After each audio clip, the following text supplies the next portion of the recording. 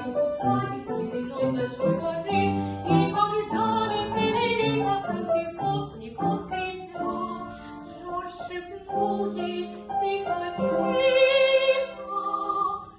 «Катя, я люблю тебя».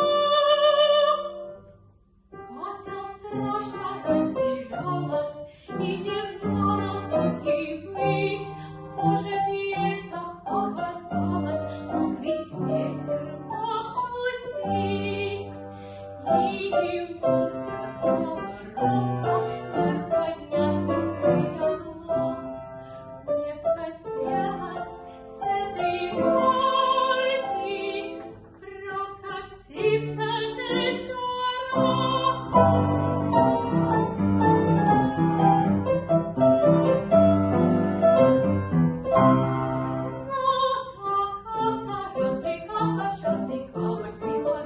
Стали вновь они спускаться с ледяной большой горы, и когда летели косанки вниз, момент настал. Жорж коварный тихо-тихо Катю чмок поцеловал.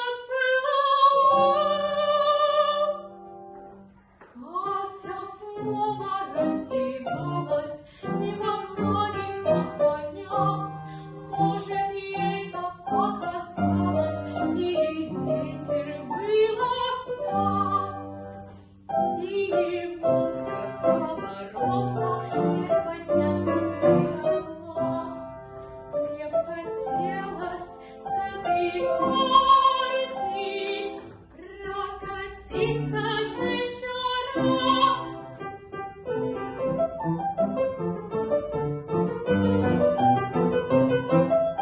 И когда летели косынки вниз опять стрелой, Жорж шепнул ей тихо-тихо: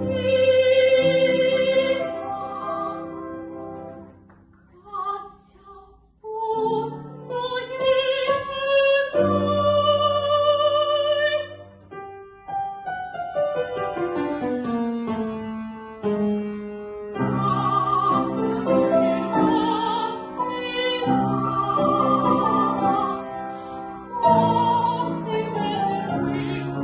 моей женой».